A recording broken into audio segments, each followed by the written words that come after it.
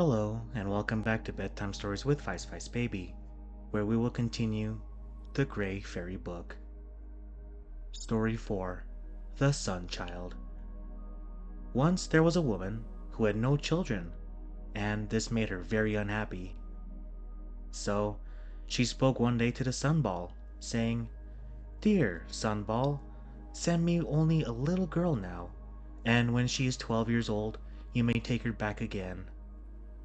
So soon after this, the Sunball sent her a little girl, whom the woman called Letiko, and watched over her with great care till she was 12 years old.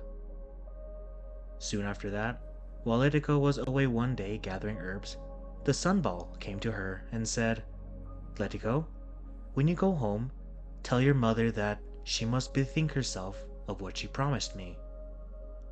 Then Letiko went straight home and said to her mother, "While I was gathering herbs, a fine tall gentleman came to me and charged me to tell you that you should remember what you promised him."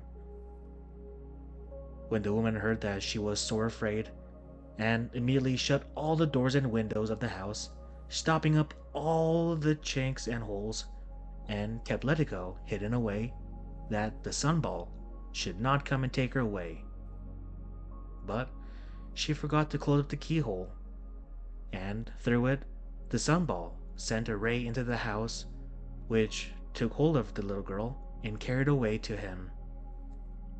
One day, the Sunball having sent her to the straw shed to fetch straw, the girl sat down on the piles of straw and bemoaned herself, saying, "As sighs this straw under my feet, so sighs my heart after my mother." And this caused her to be so long away that the Sunball asked her, when she came back, Letiko, where have you been so long?" She answered, "My slippers are too big, and I could not go faster." Then the Sunball made the slippers shorter. Another time, he sent her to fetch water, and when she came to the spring, she sat down and lamented, saying, "As flows the water, even so flows my heart with longing for my mother." Thus she again remained so long away that the Sunball asked her, Letiko, why have you remained so long away?" And she answered, "My petticoat is so long and hinders me in walking." Then the Sunball cut her petticoat to make it shorter. Another time, the Sunball sent her bring him a pair of sandals, and as the girl carried these in her hand, she began to lament, saying, "As creaks the leather, so creaks my heart after my mother." When she came home, the Sunball asked her again, Letiko, why did you come home so late?" "My red hood is too wide, and falls over my eyes, therefore I cannot go fast." Then he made her hood narrower. At last, however, the Sunball became aware how sad Letiko was. He sent her a second time to bring straw, and slipping in after her, he heard how she lamented for her mother. Then he went home, called two foxes to him, and said, "Will you take Letiko home?" "Yes, why not?" "But what will you eat and drink if you should become hungry and thirsty by the way?" "We will eat her flesh and drink her blood." When the Sunball heard that, he said, "You are not suited for this affair." Then he sent them away, and called two hares to him and said, "Will you take Letiko home to her mother?" "Yes, why not?" "What will you eat and drink if you should become hungry and thirsty by the way?" "We will eat grass and drink from the streamlets." "Then take her and bring her home." Then the hares set out, taking Letiko with them, and because it was a long way to her home, they became hungry by the way. Then they said to the little girl, "Climb this tree, dear Letiko, and remain there till we have finished eating." So Letiko climbed a tree, and the hares went grazing. It was not very long, however, before Lamia came under the tree and called out, "Let it go! Let it go! Come down and see what beautiful shoes I have on." "Oh, my shoes are much finer than yours." "Come down, I'm in a hurry, for my house is not yet swept." "Go home and sweep it then, and come back when you're ready." Then the Lamia went away and swept her house, and when she was ready, she came back and called out, "Let it go! Let it go!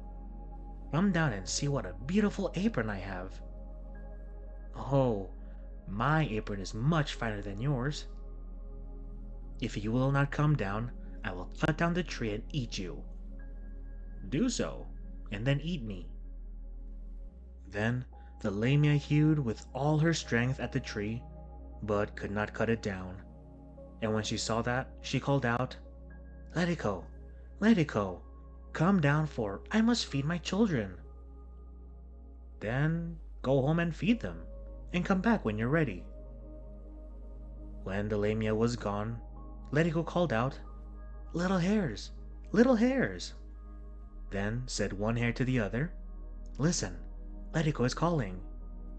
And they both ran back to her as fast as they could go. Then Lettigo came down from the tree, and they went on their way.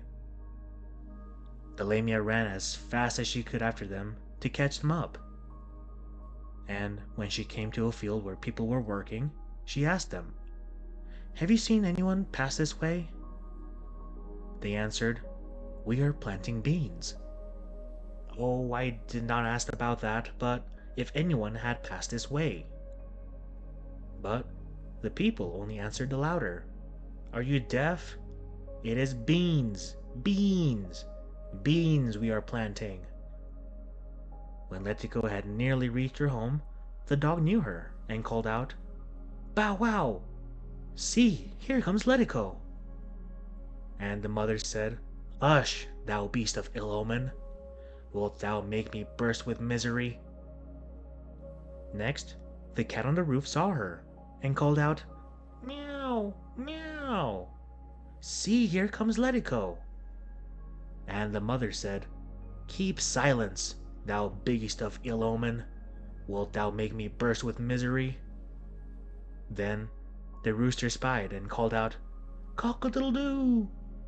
See, here comes Letiko."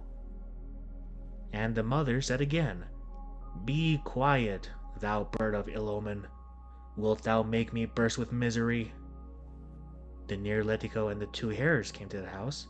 The near also came the Lamia.